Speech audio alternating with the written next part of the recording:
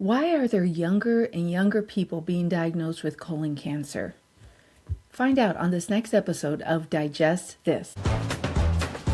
Welcome to Digest This, the show that helps you revolutionize your digestive health. Here are your hosts, Dr. Liz Cruz and Tina Nunziato.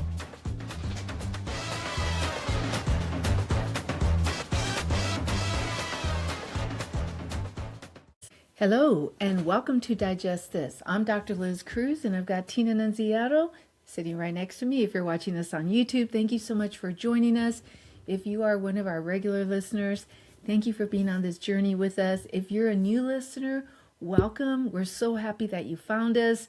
And please check out our library of episodes. We have over 500 episodes sitting out there.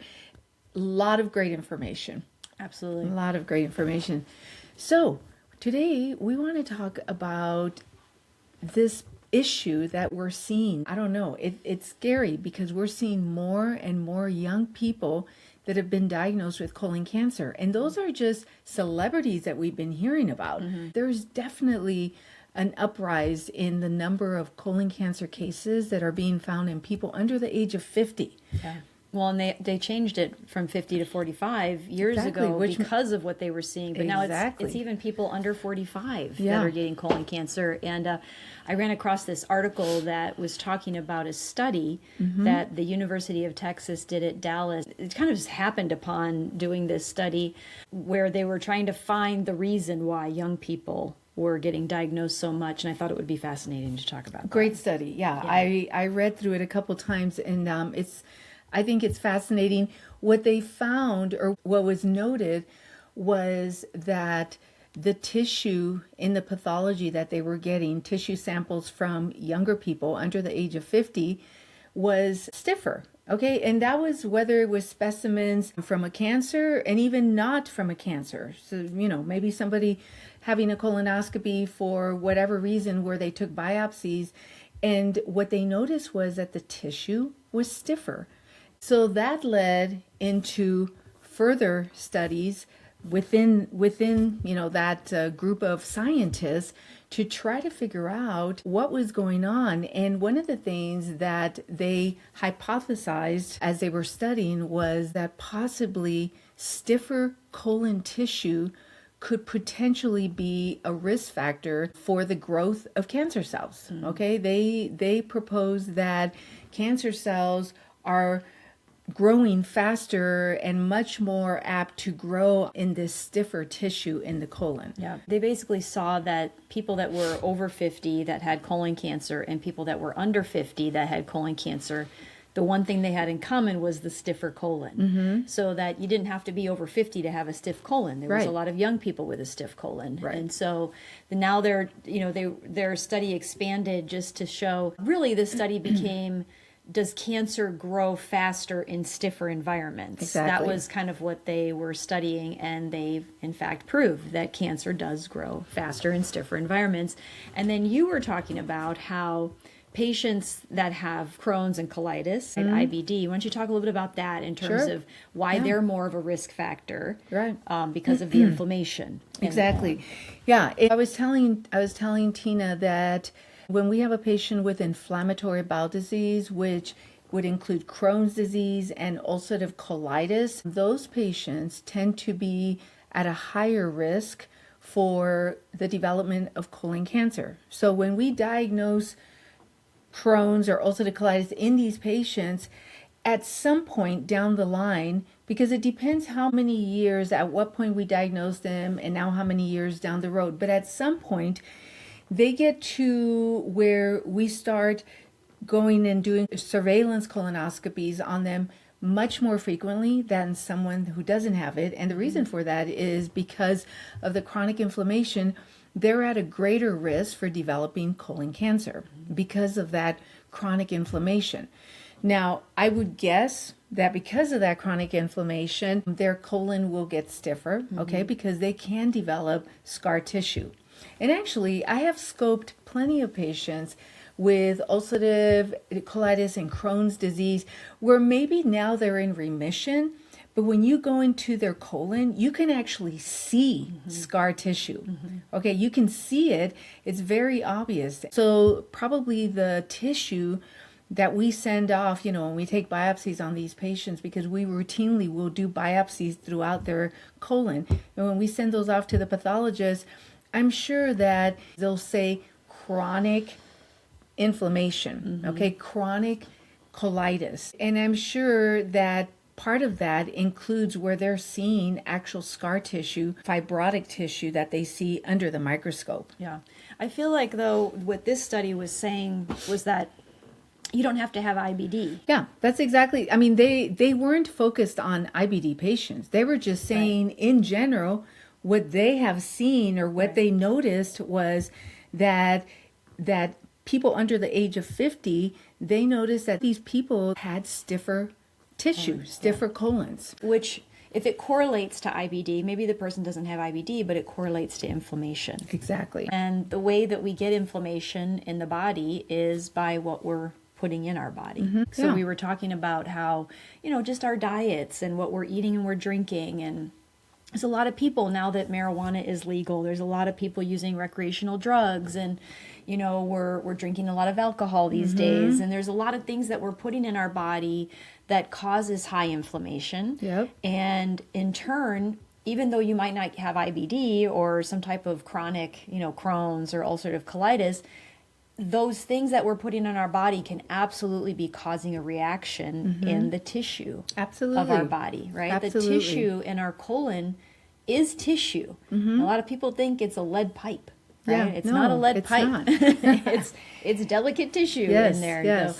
And so the body reacts by maybe creating scar tissue or creating extra tissue. They were talking about collagen. What is the role collagen plays in the tissue? So collagen is basically like a network of supportive tissue, okay? And you have collagen throughout your body. I mean, you have collagen in your skin, which is why as we get older, we start developing wrinkles in our skin. It doesn't have that same elasticity that it had when we were younger.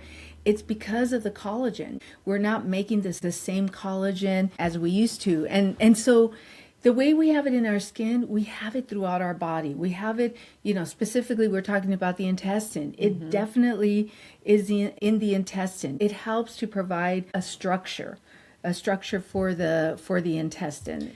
What happens with collagenous colitis?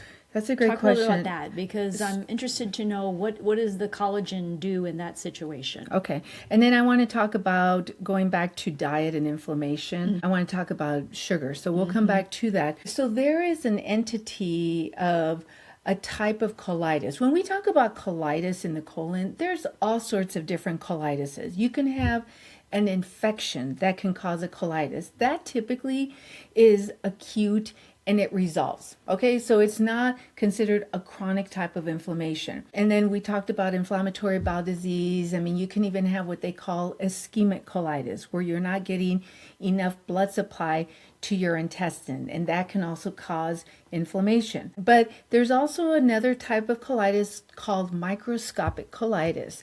That's an umbrella term. And under microscopic colitis, you have something called lymphocytic colitis. You have something called collagenous colitis. Collagenous colitis, typically these microscopic colitises like lymphocytic and collagenous will cause diarrhea. Okay, symptomatically, that's what people typically will present with.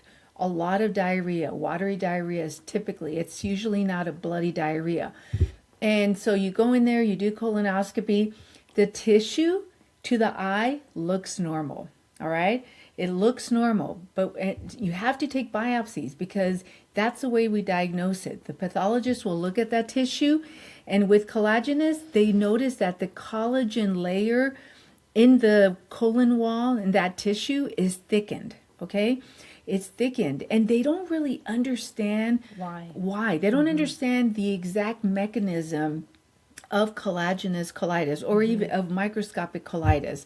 But that's how we diagnose it. And usually It can be related to celiac disease, but it can also be related to something in your diet. Something in your diet, maybe that you're not necessarily allergic to, but that you're sensitive to. Even medications can cause it. Even common medicines that we take, anti-inflammatory meds, the PPIs like Prilosec, omeprazole, Nexium. There's even some antidepressant medicines. I mean, there are a list of medicines that could lead to that.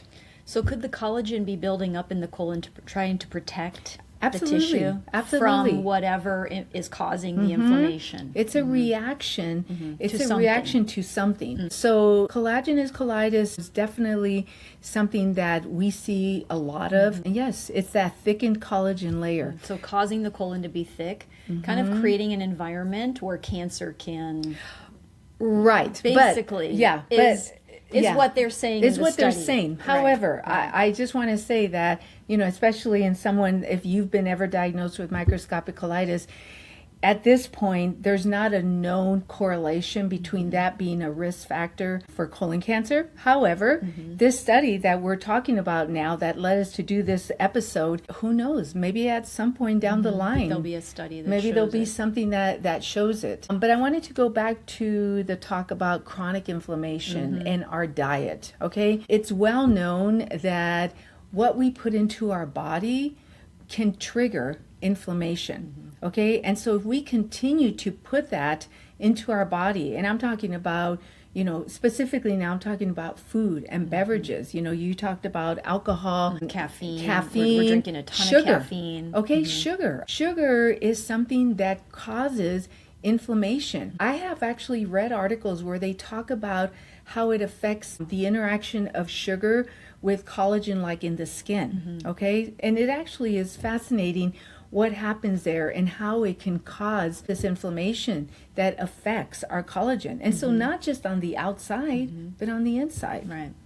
It's fascinating. It is. Yeah. Really cool study. I was, I don't know, it's just something really clicked with me with that study because, people are trying to make sense of what's happening with colon cancer right now. Yes. And it's, first of all, it's one of the most preventable cancers out there. So again, if you are 45 years old, you've never had your colonoscopy, please, please, please go get a colonoscopy. If you're under 45, you have family history, go get your colonoscopy. If you're under 45 and you're having any symptoms whatsoever, do not delay. Go get your colonoscopy, okay? Just know that colon cancer is on the rise because of everything we're putting into our body. So be proactive, go get checked. It's as simple as doing a prep, getting put under anesthesia, and having a doctor go in there and take a look and get those polyps out of there. It's a very, very simple procedure. Yeah, and I just did a colonoscopy on a young girl who has family history of colon polyps in a sister, okay, who is very young, way under the age of 45. It would be really good for you to find out about your family history. If you don't know about your family history, but you have access to it, your parents or your siblings, find out, hey, anybody in our family with colon cancer? Because if there is that history, like Tina mentioned, even if you're under the age of 45, but there is family history, and maybe you're just not aware of it, you could save your life, okay, by having a colonoscopy.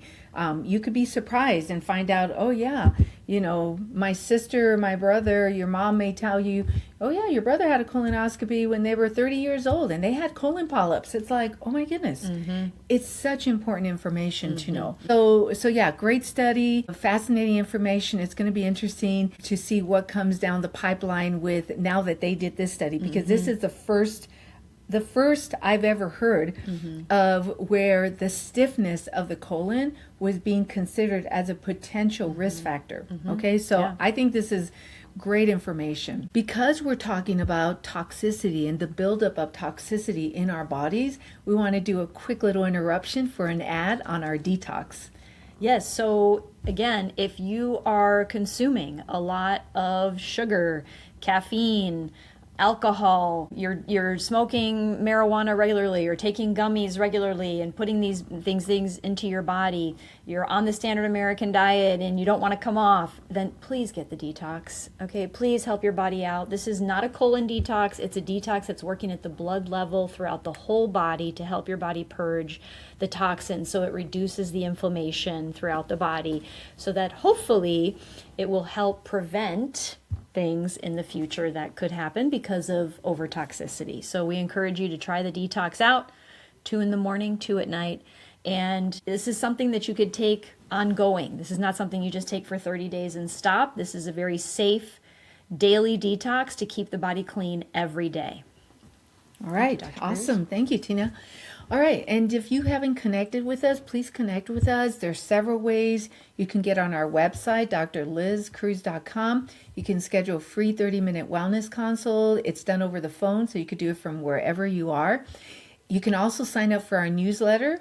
And if you haven't rated us, please rate us. Give us a 5. It'll help other people just like you to find us faster. And lastly, if you have not subscribed to our podcast, please subscribe so that you never miss an episode.